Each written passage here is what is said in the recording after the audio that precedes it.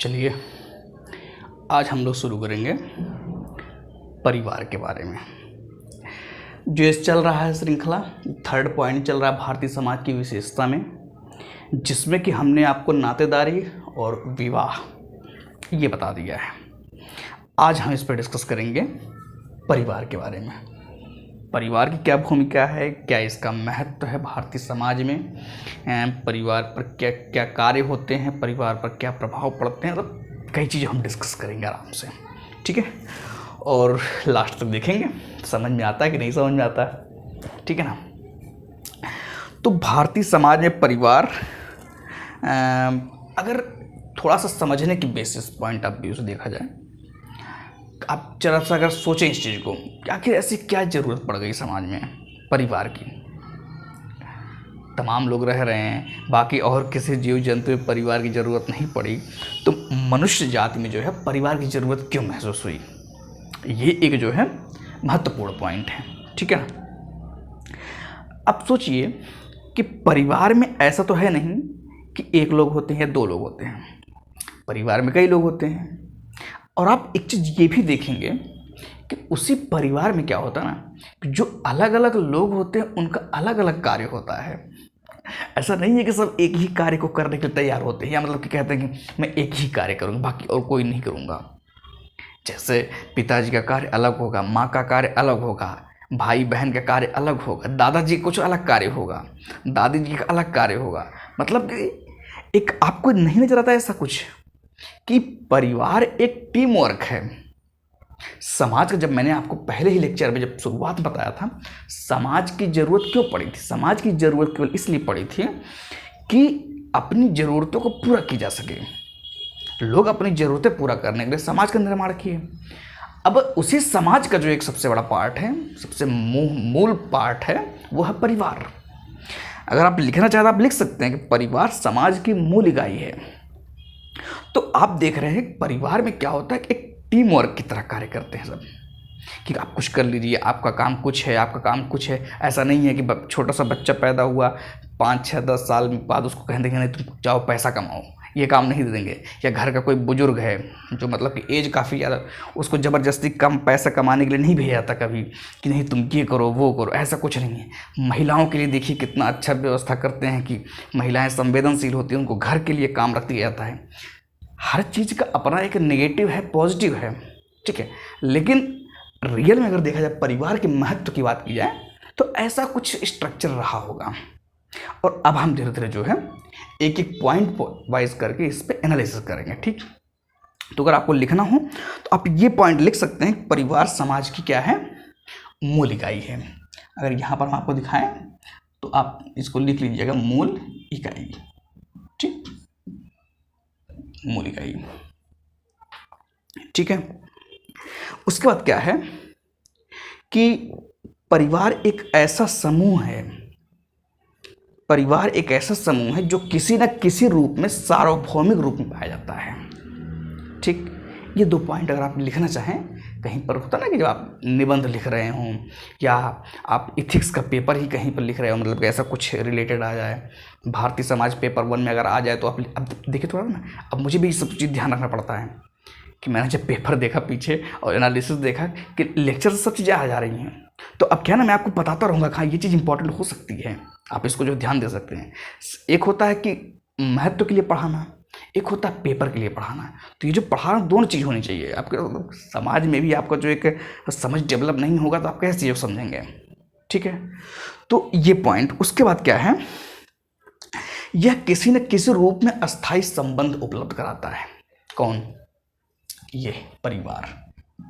कौन संबंध, अस्थायी संबंध, ठीक। अब इसका क्या मतलब, अस्थायी संबंध मतलब क्या हुआ, अस्थायी संबंध मतलब आप ये देखिएगा कि जैसे कोई ऐसा व्यक्ति हो जिसका कोई परिवार ना हो, या कभी आप देखिएगा जो लड़के बाहर निकलते हैं तैयारी करने के लिए, उनका जीवन शैली कैसा होता है, और जब घर पर होते हैं वहाँ पर जीवन शैली कैसा होता है, तो आप देखेंगे बहुत ज़्यादा अंतर पाया जाता है। परिवार में क्या होता है कि हर चीज़ें देखेंगे लगभग टाइम से चीज़ें होती हैं, कि सुबह शाम का एक ऐसा नहीं होता कुछ भी कोई कर रहा है, अगर बहुत ज़रूरी ना हो तब। लेकिन जब कोई अकेले होता है तो उस चीज़ में ज़्यादा जो है स्टेबल नहीं होता, वो अपना कुछ भी करता रहता है, ठीक है ना। तो परिवार में क्या होता है, एक जो है अस्थायी संबंध आता है, ठीक है। उसके बाद एक चीज़ आता है कि परिवार की विशेषताएं क्या हैं, ठीक है। परिवार की विशेषताएं, अगर आप इस चीज़ को लिखना चाहें विशेषताएं करिए, मैं एक एक पॉइंट डिस्कस कर रहा हूँ आराम से, और आप उस चीज़ को जो है नोट कर लीजिएगा, ठीक है। सबसे पहली चीज़ क्या है कि मूलभूत, निश्चित तथा अस्थायी समूह। ये मैंने आपको पहले बता दिया था कि मूलभूत है, मूलभूत इकाई अभी आपको बताया था, और अस्थायी संबंध ये चीज़ बता दिया, ठीक। उसके बाद आप लिखना चाहें लिख लीजिए अस्थायी साहचर्य द्वारा निर्मित। अस्थायी साहचर्य का मतलब जानते क्या होता है, मैंने जो आपको बताया था, साहचर्य में क्या होता है कि एक दूसरे को ध्यान में रखा जाता है, मतलब साथ रहते हैं। जैसे अगर परिवार में एक ही तरह के काम को हर कोई चाहने लगे तब क्या होगा, जैसे कि महिलाएं कहें कि नहीं मैं पुरुषों की तरह काम करूंगी, जो काम पुरुष करेंगे वही काम मैं भी करूंगी, बराबरी चाहिए मुझे, तो परिवार चल पाएगा, नहीं चल पाएगा। अगर परिवार में बच्चे फ्री में खाना खा रहे हैं, मतलब उनका कुछ लेन देन है नहीं, वो आराम से जो है 10, 12, 15 साल, आज के समय तो ऐसा स्थिति है कि परिवार में ही अब देखेंगे कि लोग जो है जब तक नौकरी नहीं पा जाते, मतलब 25 साल, 26 साल, 30 साल तक जो है घर वाले ही घर चलाते हैं। अगर ऐसा हो जाए तो कोई तैयारी कर पाएगा। बेसिकली होता क्या है ना, परिवार में क्या एक टीम वर्क इस तरह होता है, जैसे आप क्रिकेट मैच अगर आप देखे होंगे तो क्रिकेट मैच में क्या होता है कि एक बॉलर होता है, एक बैट्समैन होता है, एक ऑलराउंडर भी होते हैं, मतलब जो 11 प्लेयरों की टीम है सबका अलग अलग काम है। इस तरह से उसको बनाया जाता है कि सबकी अपनी अपनी जो है अलग अलग ज़रूरत है। उसी तरह से क्या है कि परिवार में है, अगर भाई फील्ड क्रिकेट में क्या हो जाएगा, सब बैट्समैन ही उतार दिए जाएँ तो क्या होगा फिर। तो उसी तरह से परिवार ही बनाया गया है। अब कोई कहेगा नहीं बच्चे फ्री में खा रहे हैं, बुजुर्ग फ्री में खा रहे हैं, तो हम कुछ नहीं करने जाएंगे। महिलाएं अगर सोचेंगे नहीं कोई कुछ नहीं, खाना सब मिलकर बनाएंगे, तो परिवार नहीं चल पाएगा। तो इसीलिए पॉइंट लिखा गया है अस्थायी साहचर्य द्वारा निर्मित, मतलब कि परिवार जो है अस्थायी साहचर्य द्वारा निर्मित होता है, ठीक है। उसके बाद एक आता है कि ये सामान्य रूप से देखिए, तो परिवार का आकार जो है जगह जगह बदलती रहती है, कौन किस तरह के परिवार को पसंद करता है। मैंने शायद आपको जॉइंट फैमिली मतलब संयुक्त परिवार का एक अलग से लेक्चर पढ़ाया हुआ है कि संयुक्त परिवार का महत्व क्या है। संयुक्त परिवार के नुकसान तो होते ही हैं, लेकिन उसका महत्व भी तो कुछ है। खैर वो चीज़ उस लेक्चर में है, ठीक है ना। यहाँ पर हम ज़्यादा डिटेल में इस चीज़ में नहीं जाएंगे, बस इतना हम आपको बताना चाह रहे हैं कि परिवार छोटा भी होता है, बड़ा भी होता है, जैसा जिसका अपनी ज़रूरतें होती हैं उस तरह से लोग परिवार को बनाते हैं, ठीक है। उसके बाद आता है एक चीज़, परिवारों के प्रकार। परिवारों के प्रकार में आप देख लीजिए कि विवाह के आधार पर, ये मैंने आपको पीछे जिक्र किया हूँ कि विवाह के आधार पर एक होता है बहुविवाही, एक होता है एक विवाही। बहुविवाही में क्या होता है कि एक व्यक्ति, मतलब महिला हो या पुरुष हो, वो एक के साथ ही विवाह करेगी। लेकिन जो बहुविवाही होते हैं, एक के साथ जो है, देखो सब कन्फ्यूज हो जाए मुझे बोलने में क्योंकि कैमरा है, कोई रिएक्शन नहीं मिलता, ठीक है। तो बहुविवाही में क्या होता है कि एक व्यक्ति, मतलब एक महिला एक पुरुष कई लोगों के साथ विवाह करती है, लेकिन एक विवाही में एक के साथ ही विवाह होता है, ठीक है ना। तो ये कभी होता नहीं कि रिपीटेशन आ जाए, मतलब ऐसी कुछ चीज़ आ जाए, थोड़ा सा इग्नोर कर दीजिएगा, है ना। उसके बाद एक आता है आवास के आधार पर। आवास के आधार पर कैसा होता है, इसमें एक है आपका पितृस्थान, मातृस्थान, द्विस्थान और नवस्थान। पितृस्थान क्या होता है कि जब विवाह होता है तो लड़का अपने घर पर जाता है, मतलब पिता के घर पर जाता है, ठीक है ना, उसको बोलते हैं पितृविवाह। और उसी तरह से क्या होता है मातृस्थान विवाह होता है कि अब जो है वो जा कर के अपने जो वधू है उसके यहाँ जाकर रहेंगे, ठीक है ना। और तीसरा विवाह होता है द्विस्थान विवाह, मतलब जो दोनों लोग दोनों जगह रहते हैं। और जो नव स्थान परिवार है वो क्या होता है ना कि विवाह के बाद उस स्थान से हट करके एक अलग स्थान में जाकर रहेंगे, ठीक। ये चीज़ क्लियर हो गई कि नव स्थान परिवार। अब एक आता है आकार और संरचना के आधार पर परिवार। आकार और संरचना के आधार पर। इसमें अगर आप देखेंगे तो एक होता है एकांकी परिवार, एक होता है संयुक्त या विस्तृत परिवार, जिस पर कि हमने आपको पहले बता दिया है संयुक्त या विस्तृत परिवार, इसके लिए अलग से मैंने वीडियो डाल दी है, ठीक है। एकांकी परिवार में क्या होता है कि 2 ही लोग होते हैं, 2 ही लोग, मुश्किल से 4 लोग, मतलब कि पति पत्नी उनके बच्चे, छोटा परिवार एकांक परिवार होता है वो, ठीक। प्राधिकार के आधार पर परिवार, मतलब एक होता है पितृसत्तात्मक और एक होता है मातृसत्तात्मक। पितृसत्तात्मक क्या होता है, पिता की चलती है। मातृसत्तात्मक क्या होता है कि माता की चलती है, ठीक है। उसके बाद एक आता है वंश परंपरा के आधार पर। वंश परंपरा के आधार पर क्या होता है कि जैसे एक पितृवंशी होता है, एक मातृवंशी होता है। पितृवंशी में क्या होता है ना कि जो जिम्मेदारी होती है पिता के बाद बड़े पुत्र हो जाती है, या संपत्ति जो होती है वो पुत्रों में आती है। लेकिन जो मातृसत्तात्मक होता है वहाँ पर क्या होता है, बच्ची हो जाती है, महिला हो जाती है, ठीक। उसके बाद परिवार के कार्य, ये पॉइंट थोड़ा सा जो है आराम से समझिएगा, और इसको मैं भी थोड़ा सा जो है आराम से समझाऊंगा, क्योंकि मेन चीज़ यही है। ये एग्जाम में तो उतना इंपॉर्टेंट होता नहीं है, हालांकि थोड़ा थोड़ा यूज होता है, थोड़ा थोड़ा इसका प्रभाव होता है, लेकिन जो समाज में इसका महत्व है ना बहुत ज़्यादा है। इस पर फालतू के जो है अफवाहें उड़ते रहती हैं, फालतू की जो है बहस चलती रहती है हमेशा, इसलिए मैं जो इस पॉइंट को जो है थोड़ा सा एलोबरेट कर पढ़ाऊँगा, ठीक है। तो परिवार के कार्य, ठीक है ना, परिवार के कार्य, ठीक। इसमें क्या होता है, पहला कार्य होता है, इसको बोलते हैं प्राथमिक कार्य, ठीक। प्राथमिक कार्य, पहले इसको समझते हैं प्राथमिक कार्य क्या होता है परिवार का, फिर उसके बाद धीरे धीरे जो है प्राथमिक है, एक द्वितीयक है। तो पहले प्राथमिक में क्या क्या है ये चीज़ आप समझिए पहले, ठीक। जैसे है कि संतानोत्पत्ति एवं इनका पालन पोषण, पहला काम। कोई परिवार ऐसा नहीं होता कि जहाँ पर संतान ही न पैदा हो, ठीक है ना। कि वंश परंपरा को आगे ले जाने के लिए सबसे पहला काम यही होता है कि संतान। आप देखेंगे समाज में जिनकी विवाह हुआ, अगर उनके बच्चे नहीं पैदा हुए तो बड़ी मतलब कि सामाजिक रूप से बहुत उनका जो है उच्च रख होता है, मतलब कि अवहेलना टाइप या मतलब कि बुराई टाइप, उनको लगता है, हीनता महसूस होता है कि मतलब विवाह हो गया बच्चे नहीं हुए, परिवार कैसे इनका बढ़ेगा आगे, इस तरह मतलब मुद्दे चलते हैं समाज में, ठीक है। और उसको पालन पोषण, लालन पालन या पालन पोषण, ठीक है, दोनों चीज़ अलग अलग है। तो यहाँ पर क्या है कि जब बच्चे होंगे तो उनका पालन पोषण होगा, ये परिवार की जिम्मेदारी है, ठीक है ना। अब ऐसा मैंने आपको पहले बताया ना कि जिम्मेदारी, अब बच्चे हुए 10 साल तक 12 साल तक, उनके थोड़ा तुम जाओ पहले क्या दिए हो जो तुमको हम खिलाएं, ऐसा वसूली नहीं होता है, ठीक है ना। तो उसके बाद क्या आता है, घर का प्रबंधन करना। घर का प्रबंधन करना कि जो आपका ये परिवार है इसमें घर का प्रबंधन कैसे होगा। अब उस घर के प्रबंधन में एक हायरार्की टाइप की बन जाती है कि दादाजी होंगे, पिताजी होंगे, माँ होंगी, मतलब इस तरह जो है किन की बातें सुनी जाएंगी, किन की बातें नहीं सुनी।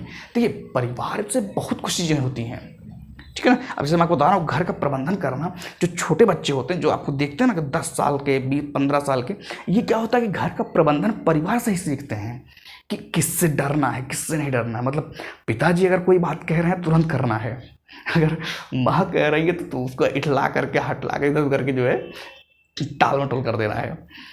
इससे क्या होता है ना, ये नॉर्मल चीज़ लगती है, लेकिन जो बच्चे हैं उनके दिमाग में जो है ना सबकॉन्शियस माइंड होता है वो फीड होता जाता है, धीरे धीरे धीरे उनका दिमाग बना जाता है। महिलाओं के प्रति घर में कैसा व्यवहार हो रहा है और लोगों के साथ कैसे व्यवहार हो रहा है, ये क्या होता है वो परिवार से ही सीखते हैं। प्राथमिक उनका जो स्कूल होता है वो परिवार ही होता है, वो अपने परिवार से ही ये सब चीज़ निष्कर्ष निकालते हैं किसके साथ किस तरह व्यवहार करना है, ठीक है ना। तो अभी इसे यहाँ पे मैंने कहा कि घर का प्रबंधन करना, तो घर का प्रबंधन करने में किसकी कितनी भूमिका होगी वो बच्चे वहीं सीखते हैं।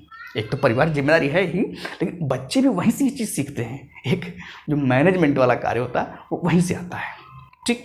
उसके बाद एक पॉइंट है सांस्कृतिक हस्तांतरण का साधन। आप एक चीज़ सुने होंगे, कई बार कहावतें सुने होंगे कि अगर किसी बच्चे का व्यवहार देख करके आप आकलन कर रहे हैं तो आप ये मान लीजिए उनके परिवार का भी वही संस्कार होगा, मतलब उनकी व्यवस्था जो है परिवार की वैसी ही होगी कुछ। एक छोटा सा बच्चा जो घर में पैदा हुआ उसको कुछ नहीं पता होता, जब ये संस्कार, जो मैंने कहा सांस्कृतिक हस्तांतरण की बात, तो सांस्कृतिक हस्तांतरण उसको वही होता है। फिर उसके बाद वो कहता है मुझे ये पसंद है, ये पसंद है, ये नहीं पसंद है, ये नहीं पसंद है। वो वहाँ पर ढलने के बाद, कभी आप ऐसा नहीं सुने होंगे, जैसे कोई मान लीजिए हिंदू फैमिली हुई, अब हिंदू परिवार में क्या हुआ कि बच्चे जब उस परिवार में पलने लगेंगे, तो मान लीजिए कि उनका परिवार शाकाहारी है, तो धीरे धीरे क्या होगा, उनको उसकी आदत लग जाएगी। फिर वो क्या होता है, मांसाहारी का विरोध करना शुरू कर देंगे, क्योंकि उनका जो कॉन्सेप्ट उस तरह बन गया है। ठीक उसी तरह से अगर मांसाहारी परिवार में कोई है तो वो उस चीज़ को उस तरह से लेता है। ठीक है ना, तो परिवार कितनी बड़ी भूमिका। अगर ये मुसलमान में परिवार में देखा जाए तो उनको शुरू से ही कुर्ता पजामा इस तरह की चीज़ें पहना करके, या मतलब कि जो कल्चरल और उनके अलग अलग होते हैं, है ना, उनका जो धार्मिक कार्य होता है, जब वो सब चीज़ होती है तो वो जो वहाँ पर सीखते हैं वो उसको सही मानते हैं। जब इथिक्स में एक इथिक्स का जो पेपर होता है वो बेसिकली आपका इसी चीज़ का होता है कि आप किसी चीज़ को सही, किसी चीज़ को गलत मानते हैं। तो जो ये सांस्कृतिक का हस्तांतरण होता है, बच्चे इस चीज़ को वहीं से सीखते हैं। ठीक है ना, तो परिवार का जो एक कार्य होता है, प्राथमिक कार्य, कि सांस्कृतिक हस्तांतरण का कार्य करते हैं ये। ठीक, उसके बाद एक आता है सामाजिकरण का अभिकर्ता। सामाजिकरण का अभिकर्ता, आप ये जान लीजिए कि परिवार में किसके साथ किस तरह का व्यवहार हो रहा है, ये बच्चे वहीं से सीखते हैं। जैसे अच्छा ये आए हैं हमारे घर पर, ये ज़मीन पे बैठे हैं, या ये आए हैं, इनको तो इनके पिता, हमारे पिताजी तो इनके चरणों में खुद भी बैठ जा रहे हैं, ये बड़े आदमी हैं, ये छोटे आदमी, अच्छा ये अमीर आदमी हैं, ये बहुत बड़ी गाड़ी से घर पे आए थे, इसलिए इनको लोग ज़्यादा, बच्चों को कुछ नहीं पता होता, उनको क्या पता क्या है, वो तो छोटी मोटी गाड़ी से ही अपना मजा लेते हैं। उनको लगता है वही चोर का छोटा सा प्लास्टिक वाला एरोप्लेन, तो उसी से उनको लगता है जहाज मुड़ रहे हैं वो। तो धीरे धीरे जब परिवार से जो क्या होता है, जब उनका सामाजिकरण होता है, या जब समाज में वो देखते हैं और परिवार का उसके प्रति रवैया देखते हैं, तब उनको लगता है ओ इसका महत्व तो अलग है, इसका महत्व तो अलग है, वरना उसके पहले वो खिलौने में मस्त होते हैं, ये बात सच है। लेकिन जब परिवार का रवैया जो देखते हैं, वो जो परिवार का रवैया होता है ना, वो उनको बताता है कि इसके साथ इस तरह व्यवहार करना चाहिए। अच्छा ये काला व्यक्ति है, ये अच्छा, काले व्यक्ति को अच्छा नहीं मानते, समाज में उसको अच्छा नहीं मानते हैं, या किसी के बाल पक गए, अरे बाल पक मतलब बूढ़ा हो गया, जबकि उसको कुछ नहीं पता। ये सब धीरे धीरे क्या होता है ना, वो इंडिकेशन, जैसे होता है ना कि बच्चा जब पैदा होता है शुरू में, तो वो क्या होता है कि उसकी एक परिभाषा होती है ना, पानी पीने के लिए मम मम करेगा। अब उसकी अपनी भाषा है, लेकिन धीरे धीरे उसको समझ में आता है ये बात, तब उसको समझ में आएगा जब कई लोग पानी को अलग तरीके से बोलेंगे। जैसे भाषा वहीं से वो सीखेगा, अपनी बातों को रखेगा कैसे, किस तरह से एक्सप्रेशन, किस तरह से भावनाएं प्रकट करना, तमाम तरह वो परिवार से ही सीखेगा। इसलिए परिवार की ये भूमिका हो जाती है कि यहाँ कर कहा जाता है कि परिवार जो है सामाजिकरण का अभिकर्ता होता है। बच्चों को किस तरह संस्कार दिए जाते हैं वो अपने परिवार से ही सीखता है। तो अब आप समझ सकते हैं कि एक परिवार का एक राष्ट्र के निर्माण में कितना महत्व होता होगा, इसकी कल्पना करिए। क्योंकि एक सुने नहीं कि इंसाफ की डगर पे बच्चों दिखाओ चल के, और ये देश है तुम्हारा, नेता तुम ही हो कल के। जो बच्चा आज जो सीखेगा परिवार से, वही तो आगे जाकर वो रिएक्शन देगा ना, वही तो वो करेगा। उसके घर में महिलाओं की स्थिति क्या है, वो बच्चा जाकर समाज में वैसा ही व्यवहार करेगा। किस माता पिता के साथ कैसा व्यवहार है, भाई बहन के साथ कैसा व्यवहार है, वो समाज में वैसा ही करेगा। इसलिए कहा गया है कि सामाजिकरण का अभिकर्ता है। ठीक है ना। उसके बाद क्या आता है, परिस्थिति निर्धारण संबंधी कार्य। ये कोई बहुत वो नहीं है परिस्थिति निर्धारण में, ठीक है ना। अब द्वितीय कार्य क्या होता है, एक प्राथमिक कार्य हो गया, अब उसके बाद क्या आता है, द्वितीय कार्य। ठीक, द्वितीय कार्य, प्राथमिक द्वितीय में क्या होता है, ये तो बेसिक चीजें हो गई कि ये तो होना ही है, परिवार को करना ही है। द्वितीय कार्य में क्या आता है, आर्थिक कार्य। भाई देखो होता क्या है ना, कोई बच्चा अमीर घर में पैदा होगा, गरीब घर में पैदा होगा, ये परिवार से पता चलता है। देखो लोग बाद में क्या होता है ना, पैदा होने के बाद लोग भगवान को और परिवार को कोसते हैं, बात अलग है, पर ये रियल चीज़ क्या है, सामाजिक समस्या होती है गरीबों के लिए। और जो अमीर लोग होते हैं उनके लिए सामाजिक वरदान होता है, वो है ना, कि पिताजी मतलब कि जितने बच्चे गरीब के घर में जितने जो है मंथली साल भर का खर्च नहीं चल रहा, उतने में ये अमीर बेचारे एक महीने में एक दिन में ख़त्म कर देते हैं। है ना। आर्थिक कार्य, अगर परिवार ने अच्छा कार्य किया है इसमें द्वितीय कार्य में आर्थिक कार्य के लिए, तो आप समझिए कि बच्चे की जो है स्थिति अलग रहेगी। ठीक है। दूसरा चीज क्या है, शैक्षणिक कार्य। अब ये परिवार इस उनकी स्थिति के ऊपर डिपेंड करता है कि शैक्षणिक कार्य किस तरह करेंगे वो, है ना। ये उनके अर्थ, अभी ये सब रिलेटेड है एक दूसरे से। अभी मैं यहाँ पे आपको दिखाऊं, यहाँ पर ये आर्थिक कार्य हो गया, आर्थिक, उसके बाद शैक्षणिक, उसके बाद एक हो गया धार्मिक कार्य,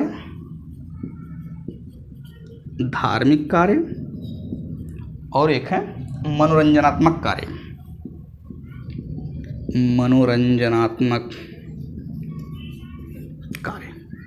ठीक। ये बेसिकली क्या है, ये आप देखेंगे आर्थिक और ये शैक्षणिक, ये जब भी एनालिसिस की जाती है ना समाज में, तो ये दूसरा क्या होता है, रिलेटेड होते हैं।